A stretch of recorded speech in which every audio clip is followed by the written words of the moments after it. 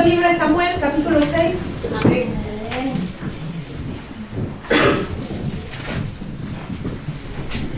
Dice la palabra desde el versículo 1. David volvió a reunir a todos los escogidos de Israel, 30,000. Y se levantó David y partió de Baala de Judá con todo el pueblo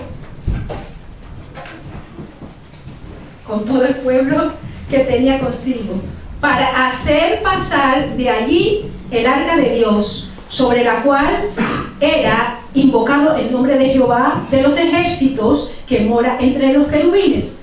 Pusieron el arca de Dios sobre un carro nuevo y la llevaron de la casa de Abinadab, que estaba en el collado, y Usa y Aioi, hijos de Abinadab, guiaban el carro nuevo.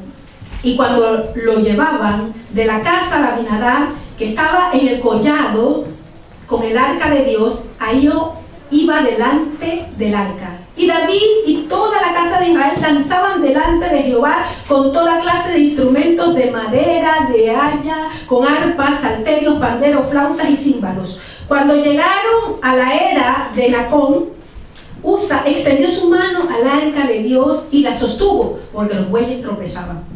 Y el furor de Jehová se encendió contra Usa y lo hirió allí Dios por aquella temeridad, y cayó allí muerto junto al arca de Dios. Y se estremeció David por haber herido Jehová a Usa, y fue llamado a aquel lugar Pérez Usa hasta hoy. Y terminó David a Jehová aquel día, dijo: ¿cómo ha de venir a mí el arca de Jehová? De modo que David no quiso traer para sí el arca de Jehová a la ciudad de David, y la hizo llevar David a casa de Obed-edom Geteo. Y estuvo el arca de Jehová en casa de Obed-edom Geteo 3 meses, y bendijo Jehová a Obed-edom y a toda su casa. Padre amado, te agradecemos una vez más por tu bendita palabra, tu presencia, Señor, y porque, Rey de Gloria, estamos con corazones receptivos, dispuestos, Señor, a recibir el consejo tuyo y a ponerlo por obra. En el nombre poderoso de Jesús, amén y amén. Mis amados, el tema se llama haciendo lo correcto de forma incorrecta. Y ¿sabes? Muchas veces caímos en tanto engaño porque uno dice: no, es que no estoy haciendo nada malo. Pero ¿cómo lo estás haciendo? Aquí vemos la triste historia de Usa. El arca de Dios era una especie de cofre donde estaban contenidas las tablas, es decir, los mandamientos que Dios había dado a Moisés. Eran como unas copias que estaban allí metidas. Entonces, esta arca estaba cubierta de oro por dentro y por fuera. Esto bien podía, porque eso lo tenemos planeado para una vigilia. Un día vamos a hablar de eso en detalle, cada utensilio del tabernáculo. Porque eso requiere un estudio profundo, dedicación. Pero ahora, como estamos hablando del arca, el arca representaba la presencia de Dios y estaba cubierta de oro por dentro y por fuera. Eso debe representar el corazón nuestro también. Amén. Dios quiere que así estemos por dentro y por fuera. Amén. Porque por fuera es muy fácil. Usted vio que yo estaba aquí secándome por fuera, pero por dentro Él está interesado también, primordialmente en lo de dentro. Amén. Pero como ese no es el tema, la presencia de Dios, el arca representaba la presencia de Dios. ¿Y qué acontecía? Que ya los filisteos, ¿usted se acuerda por allá por el capítulo 4 de primer libro de Samuel, cuando Elí cayó muerto porque sus hijos eran unos perversos, los filisteos habían atacado, se llevaron el arca, y cuando se entera Elí que los hijos habían muerto y que el arca había sido llevada, cayó de la silla, y como era bien pesado, dice la palabra, se desnucó y cayó muerto. Entonces, hermanos, se llevaron el arca, recuperaron el arca, pero el arca estaba en casa de, como leímos allí, lo vio en el versículo 3, la llevaron de la casa de Abinadab, que estaba en el collado de Usa, en el collado, y Usa y Aioi, hijo de Abinadab, guiaban el carro. se cree más bien que no eran los hijos por la edad de Abinadab, sino porque a veces se llamaba hijo, así como el Señor Jesús le llaman hijo de David, no era porque era hijo directo de David, sino porque descendía. Bueno, entonces, ¿qué sucede? Que el arca estaba en casa de ellos, y esto fue como unos 70 años, hermanos, que el arca estuvo allá. Primero se la habían llevado a los filisteos, y luego que la recuperaron estaba allá. El arca representaba la presencia de Dios, así es que ellos no tenían ni idea de cómo adorar a Dios exactamente, teniendo el arca que representaba su presencia. Así que, ¿qué acontecía? Imagínense que el arca de Dios contiene los mandamientos, es decir, estaríamos hablando de Jesús de Nazaret. Estaríamos hablando entonces de la palabra de Dios. Entonces, ¿qué acontece? Que si no hay palabra de Dios en su vida, mi amado, no estoy diciendo que la guarde, porque algunos leen ahí en el Evangelio según San Juan que dice, capítulo 14, guardad la palabra. Y algunos literalmente la guardan. En un cajón y no la vuelven a ver, quién sabe, la guardan. No, amado, cuando habla de guardarla, habla de obedecerla. Amén. Y tiene que estar aquí guardada en nuestros corazones, porque si está guardada en nuestros corazones, usted va a obedecer la palabra, usted va a vivir esa palabra. ¿Qué acontece entonces? Que ellos, como el arca, que representa la presencia de Dios, estaba por allá, la palabra, ellos, un buen día viene David, ¿cómo es posible que no tenemos el arca con nosotros? La presencia de Dios. Vamos a buscar el arca. Pero resulta que traían el arca en carros. Y ya estaba establecido, usted lo puede leer después, porque estamos predicando, no enseñando, usted va y escudriña, después allá el libro de Números, cómo Dios había dado orden de que tenía que transportarse el arca. Y quienes también lo tenían que transportar, que eran los levitas. El arca inclusive tenía, hermanos, unas argollas, y esas argollas tenían que meterse unas varas, se metían las varas en las argollas y así era transportada por los levitas. Dios había dicho eso, pero ¿cómo se va a enterar usted? ¿Cómo me voy a enterar yo de cómo Dios quiere que haga las cosas si usted no va a la palabra de Dios, hermano? Y entonces, ¿qué pasa? Que ese es el gran problema, hermano, que estamos viviendo en estos días. Y pastor, voy bajando. Que el pastor veo que no me moviera mucho. Y yo le anuncio que voy bajando. Hermano, ¿cuál es el gran problema que está pasando? Hablando de la Iglesia Universal de Jesucristo, hablo de todas las iglesias. Está pasando, mis hermanos, el pueblo de Dios, que como no se está volviendo a la palabra de Dios, se está creando su propio evangelio. Es decir, así como David era malo, al contrario, era muy bueno, era excelente. La presencia de Dios, el arca que representaba la presencia de Dios, ¿qué hace allá en la casa de Abinadab? Vamos a traerla con nosotros, porque es importante que la presencia de Dios esté con nosotros, como dijo Moisés, si tu presencia no va con nosotros, nosotros no iremos. Es así, es bueno, sabio y absolutamente necesario. Pero mi amado, ¿cómo quiere Dios? Porque resulta que, mire, nosotros aquí nada más, si cada uno dijera, esta es la manera, porque a mí me gusta así, porque yo creo que es así, y sacábamos todos nuestros argumentos. Usted mire cuántas cabecitas habemos aquí. Cada uno tendría su estilo, su manera. ¿Cuántos miles somos entonces en el mundo? Y si cada uno dice, yo he escuchado frases como esta, aún de cristianos, yo busco a Dios a mi manera. Yo creo que Dios está en todas partes. ¿Quién dijo que tengo que hacer así? ¿Por qué tiene que ser así? Porque él dice, porque ella dice. No, mi amado, es porque el autor de esta bendita palabra de Dios lo dice. Y esa es nuestra hoja de ruta, nuestro manual de fe y conducta. Está aquí. Entonces, tiene que ser como él dice, porque si no caemos en lo que le pasó a David. ¿Y qué le pasó a David? Que él quería traer algo bueno, algo correcto, traer la presencia de Dios. El arca, pues, que representaba la presencia de Dios. Vamos a buscar el arca. ¿Pero y cómo? A la manera de David. Santo. Como ellos pensaron. Ven tú y tú, los hijos de Abinadab. Como ellos estaban tanto tiempo allá y habían estado por generaciones, obviamente, el arca ahí en casa de ellos, donde ellos. Entonces, bueno, como ya nosotros estamos muy familiarizados, ya yo sé cómo se atiende este asunto, tranquilo. Llevamos así, hacemos así, y comenzaron a transportar el arca de la manera como lo hacían los filisteos. ¿Y cómo llevaron aquella vez los filisteos? Pero lo que sucede es que ellos no eran el pueblo de Dios. Amén. Pero nosotros sí. Y a Dios no, a nosotros no nos va a pasar las cosas como a otros. ¿Por qué? Porque ya usted y yo conocemos la verdad y tenemos acceso a esta bendita palabra.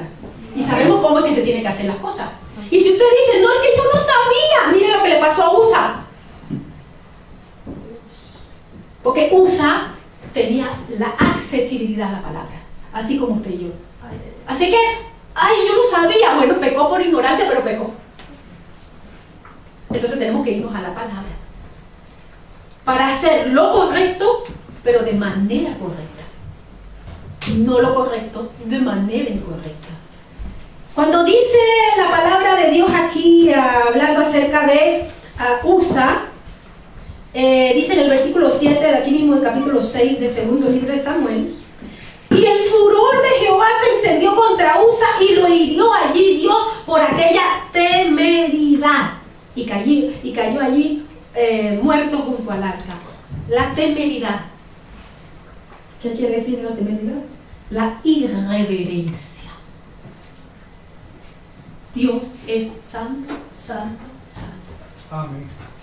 Entonces no podemos ser irreverentes con Dios y con sus cosas. Él, obviamente, cualquiera diría, si usted lo lee así, si es primera vez que lo lee, con más razón todavía, usted dirá, pero que tanto así, por eso, pero que se le pasó la mano. No, hermano, es que Él es santo. Amén. Y sobre todo, al que más se le da, más se le demanda. Nos ha dado su palabra. El que quiera hacer su voluntad va a escuchar, dijo Jesús, si mi doctrina es mía o del que me envió, dijo Jesús. Entonces, si nosotros queremos hacer la voluntad de Dios, vamos a oír lo que Jesús nos dice aquí en su palabra. Para hacer la voluntad de Dios y para hacerlo a la manera de Dios y no a la nuestra. Dios no quiere eso. Porque ¿qué pasa, hermano? Digo, atención, todos podemos seguir haciéndolo a nuestra manera u obedeciendo como Dios dice. Pero sepa que va a venir consecuencias por eso. Si lo hacemos a la manera de Dios, vienen consecuencias, claro, de bendición para nuestras vidas, de crecimiento, de conocerle más profundamente, de hablar de mi experiencia y no de la de otro. Si hablo de la de otro, es para gozarme también por lo que Dios está haciendo en el otro, pero yo también tengo algo que contar, porque yo he estado con Él, en su presencia, y porque he vivido con Él. Aleluya. Entonces, esa es una. Pero usted también tendría que contar si usted decide hacerlo a su manera.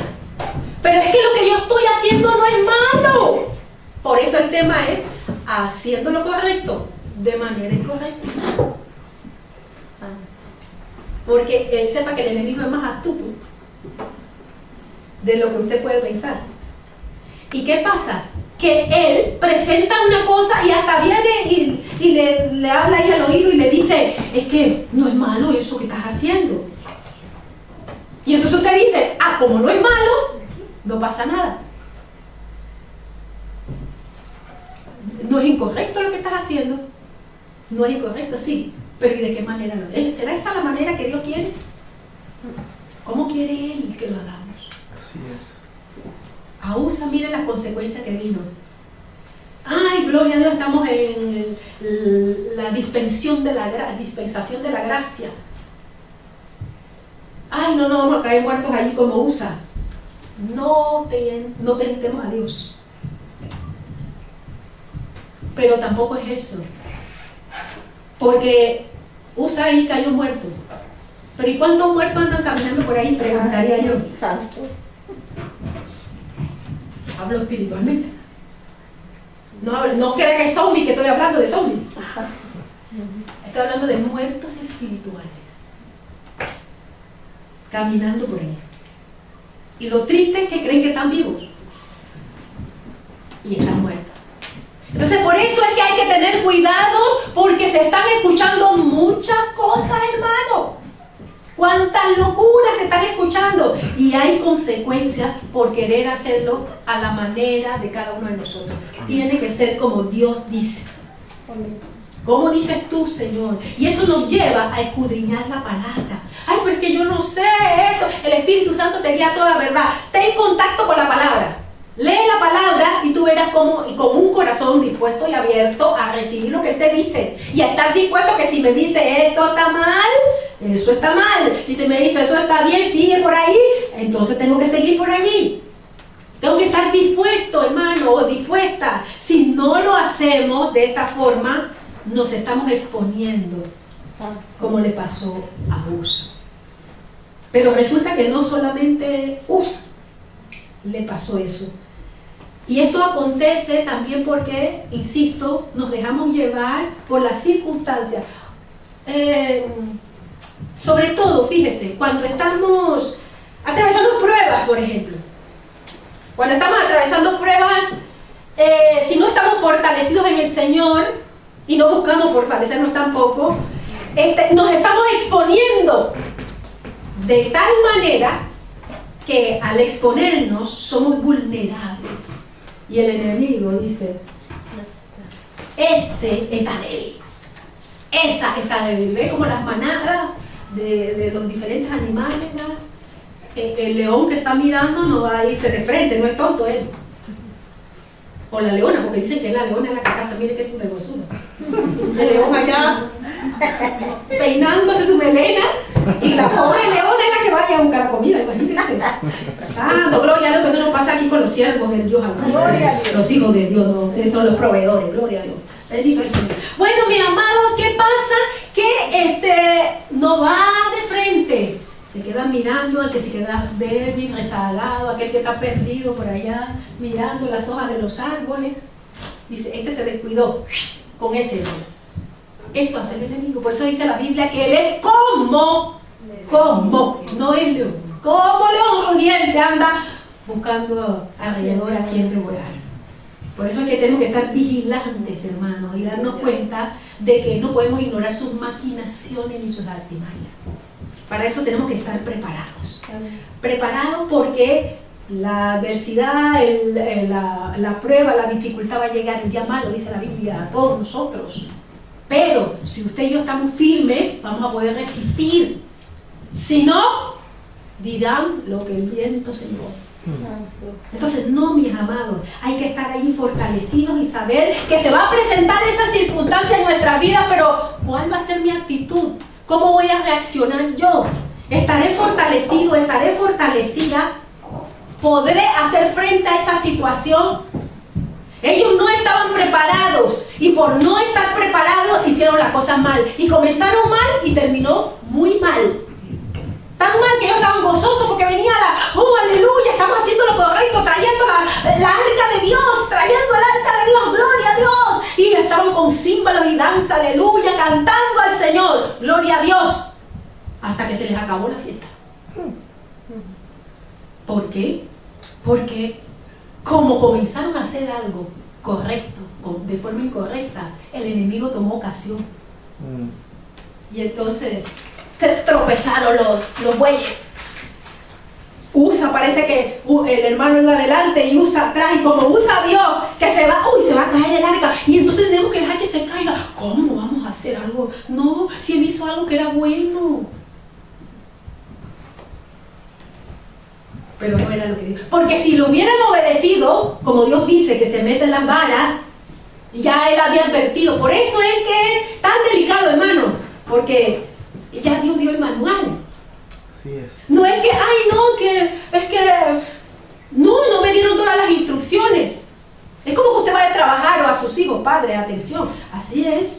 Mire, es así. Estas son las consignas. Pasa de esta y esta manera.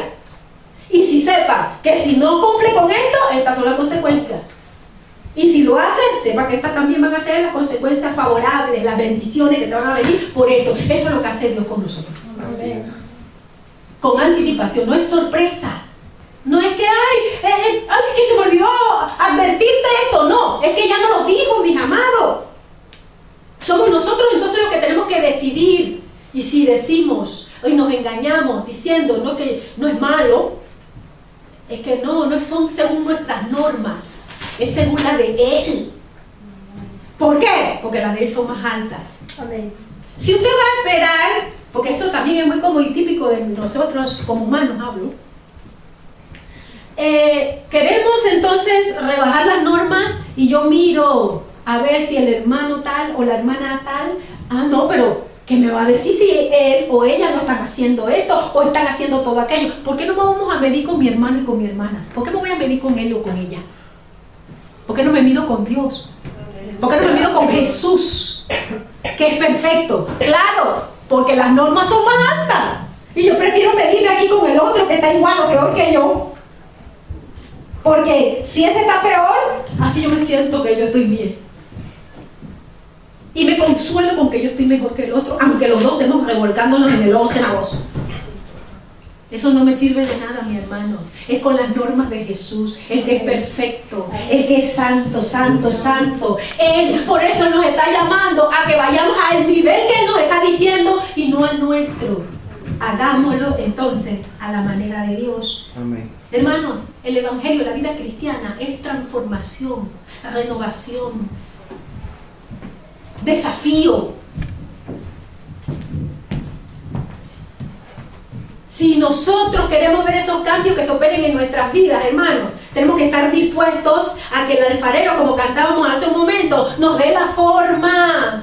Le dé la forma a cada uno de nosotros como vasijas de barro, que Él nos dé la forma. Amén. No, es que usted no va como a la tienda y dice, es que yo quiero de esta forma, y yo quiero de esta manera. No, es a la manera de Él, como Él dice. Si queremos ver esos cambios que se operen en nuestras vidas, ese crecimiento, ir a otro nivel, parecernos cada día más a Él, a Jesús, requiere participación activa y directa de cada uno de nosotros, en colaboración con el Espíritu Santo de Dios, porque sepa que Él es nuestro ayudador y el único que nos puede ayudar es el Espíritu Santo de Dios.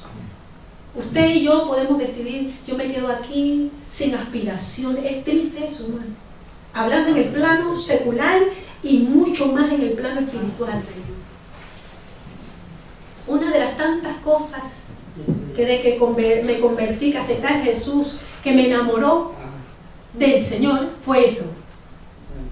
De que sabía y que sé, y tengo esa convicción, de que Él tiene el poder suficiente para transformar nuestras vidas, para darte mucho más de lo que tú puedes pedir o entender, para llevarte a otro nivel, para que eso que tú dices, no, yo no puedo, yo no creo que esto no será posible, que Dios haga algo conmigo. Pues sí, es posible, y Él lo quiere hacer, y ese es el evangelio, poder de Dios. Entonces, si usted dice no, porque hermano, yo quiero aclarar, porque no sé si eso está claro. El evangelio no es venir todos los días a la iglesia, leer la Biblia y ponerme a rezar, porque hay cristianos evangélicos rezando. No. Está hablando de un estilo de vida, y eso requiere transformación en la mente. Eso requiere que nos volvamos a la bendita palabra. Eso requiere que reconozcamos, como hace un momento estábamos cantando, mira si hay camino de perversidad en mí y guíame al camino eterno. Eso requiere, mi hermano, que usted pase así por el escáner. Santo. Usted ve como en los supermercados, ¿no? Pasa por la caja y pasa en el artículo. Y ahí sale el código de barra, sale tanto, toda la descripción del artículo. Bueno, sepa que nosotros tenemos mejor que el escáner. Y ese es el Espíritu Santo de Dios. Y Él viene y, perdone mi hermano, hace...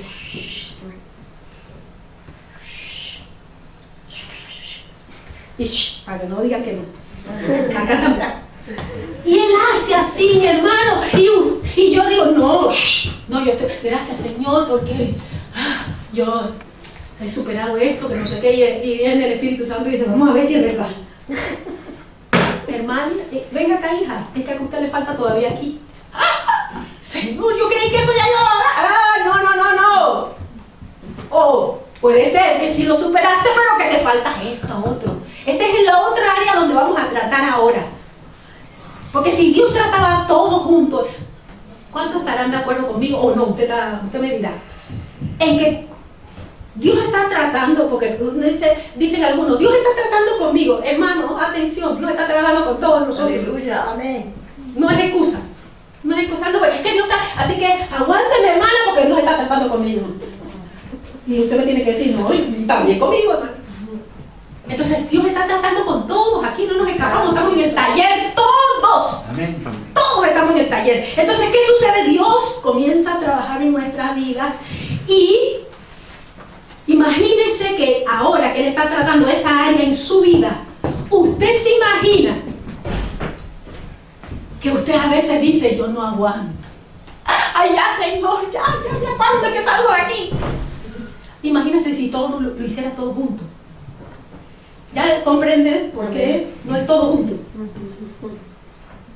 Yo recuerdo una vez una hermana, hace años cuando recién nos convertimos, y ella una vez comenzó a orar así neciamente. Y empezó a orar, Señor, ay, quítame todo esto. Ah. Y el Señor comenzó a tratar con ella. Ella está tan mal que tuvo que volver a orar. Y decirle, Señor, no. Poco a poco. ¿Usted no ve cómo el pueblo de Israel salió de Egipto? Cuando salieron de Egipto, ellos tienen que conquistar poco a poco. Y el Señor dice en su palabra que para que los animales no se multiplicaran. Era un trato de Dios. No puede ser todo de una vez. Entonces Él comienza tratando un área contigo y es el área que Él dice, no la que usted dice ni la que yo digo. El área que Él dice, porque usted puede pensar, esta es la que tengo que sacar primero. No, Él sabe cuál y por qué y de qué manera, hermanos. Él le da el diagnóstico y el tratamiento. Aleluya. Entonces, como esto es así, Él comienza por ahí, dele. ¿Y cómo sé qué es? Cuando usted ve que repetidas veces, ay, no, siempre me pasa esto. Atención, te están llamando la atención sobre eso. No lo use del lado de que, ay, no. Ay, si me tropiezo varias veces con la misma cosa, es porque algo me está enseñando. Despertemos, aleluya, para que podamos hacerlo de forma correcta. Amén. Si no abrimos los ojos en cuanto a esto, hermanos, seguimos haciendo cosas y como decimos, pero no es malo. Sí, pero no es la forma de Dios. Amén. Es a la manera de Dios. Y esto es tan viejo que esto viene desde Caín y Abel por allá. Usted recordará que dice la palabra que ambos llevaron ofrenda a Dios. Pero la ofrenda de Caín no fue bien vista. Fue el primero, y además, atención, dice la palabra que Caín llevó primero su ofrenda, antes que Abel. O sea que ni siquiera nos escapamos, no, porque yo traje la ofrenda, serví al Señor primero, hice esto, qué bueno, y yo lo hice primero. Ajá. Pero observe que Dios lo miró con desagrado. ¿Y por qué? Ay, Dios la tenía con Caín. Dios tiene preferencia con ese Abel. Eso no es justo. No, es que Dios había establecido la forma. Y dice que sin derramamiento de sangre no hay remisión de pecados. Había establecido la forma en que tenía que ofrecérsele la ofrenda. ¿Y qué pasó? Caín la hizo a su manera. Es que esto que yo traigo no es malo. Es que esto que yo hago no es malo. Y esa es la trampa. No es malo, pero no es lo que Dios pidió. Amén. No es la manera de Dios. No es como Él exige. Entonces cada uno se fabrica como Caín su propio evangelio, su manera. Y eso Dios no lo ve con agrado. Sí, Señor. No lo miró con agrado. Y no es, imagínense, y usted podrá leer en detalle eso, que Dios le dio oportunidad a Caín. Vamos a verlo, porque yo no sé si todos lo saben. Génesis capítulo 4. Dios le dio la oportunidad, porque ese es el Dios de misericordia que tenemos. Dios de misericordia. Dice a partir del versículo 5. Pero no miró con agrado a Caín y a su ofrenda, y se ensañó Caín en gran manera y decayó su semblante. Entonces Jehová dijo a Caín: ¿por qué te has ensañado y por qué has decaído tu semblante? Si bien hicieres, no serás enaltecido, y si no hicieres bien, el pecado está a la puerta. Con todo esto, a ti será su deseo y tú te enseñorearás de él. En buen castellano le estaba diciendo, arrepiéntete. Amén. Cambia. Hazlo como es. Hazlo como yo he determinado y no a tu manera. ¿Y él qué hizo? Se enojó. Se envaneció. ¿Cómo es posible? Y comenzó a albergar envidia contra su hermano y lo mató. Entonces, si hoy, hermano mío amado, te has dado cuenta, porque el Espíritu de Dios te está diciendo que por ahí no, que de esa manera no, que esa manera no está establecida, que no es así como Él lo quiere,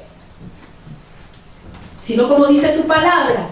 Entonces, no te enojes, no te envanezcas, no te amargues, no tengas envidia, arrepiéntete.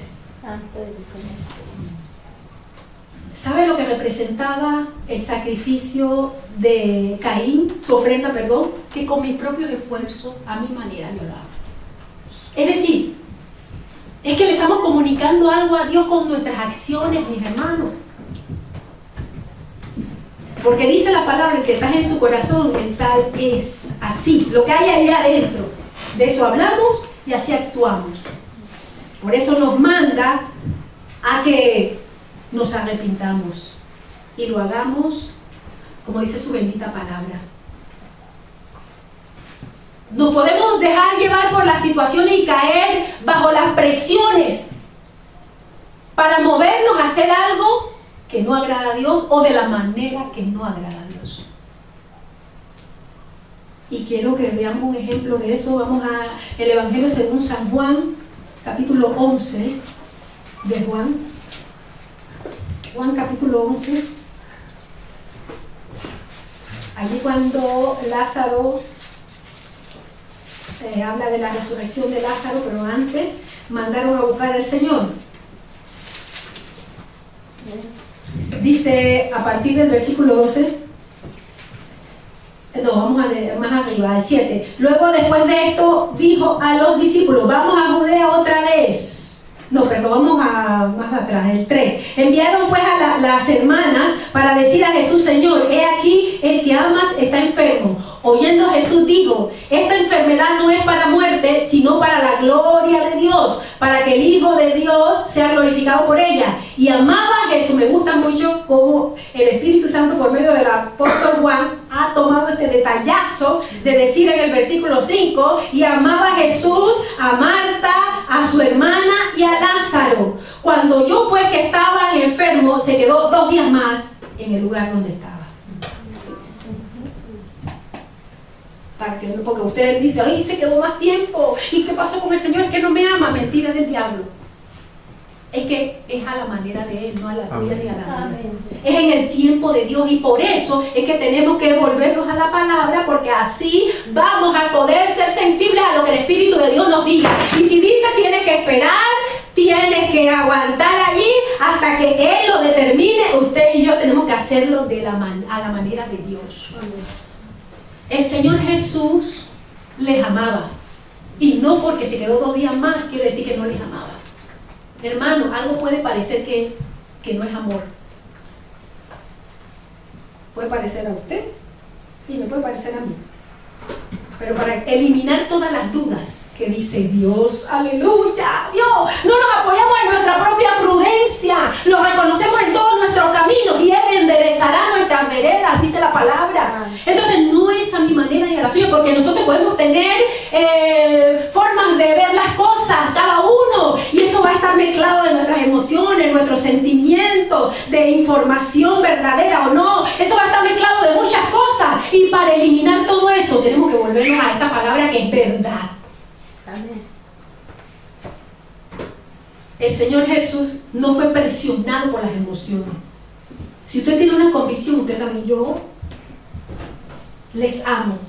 Jesús dice, aquí leemos que les amaba. Él sabía que les amaba, pero no era por eso que él iba a hacer lo que Marta y María le estaban diciendo. Hermanos, en lo que Dios dice. Amén. ¿Y qué dice el Padre? Te quedan 2 días más. Así que se tuvo que quedar 2 días más. ¿Qué dice Dios? Ah, no, yo estoy haciendo esto, pero es que esto no es malo, pero esto, ¿cómo yo voy a dejar esto? ¿Cómo va a pasar esta situación? ¿Cómo yo voy a quedar indiferente? Estas son tus emociones que te quieren traicionar. Obedece a lo que Dios te está diciendo, porque si no, estás haciendo lo correcto de manera incorrecta. Y eso va a tener consecuencias. Así es. Santo. El Señor no se dejó presionar. Tomemos el ejemplo, no tome el mío, hermano, tome el ejemplo de Jesús. El ejemplo de Jesús fue que Él esperó. Aleluya. ¿Por qué? Porque no estaba para hacer su voluntad, sino la del Padre. Santo. Y eso es contigo y conmigo, porque somos hijos de Dios. Santo. Hay que hacer la voluntad de Él. Él se quedó 2 días más, porque esa era la voluntad. Ah, por hacerlos sufrir, para probar su fe. Voy a probarlos. No, es porque era la voluntad del Padre. Pero no se quedó allí. Siga leyendo conmigo. Desde el 7 dice, luego después de esto dijo a los discípulos, vamos a Judea otra vez. Le dijeron los discípulos, Rabí, ahora procuran los judíos, apedrearte. Y otra vez más allá, respondió Jesús, ¿no tiene el día 12 horas? El que anda de día no tropieza, porque ve la luz de este mundo, pero el que anda de noche tropieza, porque no hay luz en él. Dicho esto, le dijo después nuestro amigo Lázaro,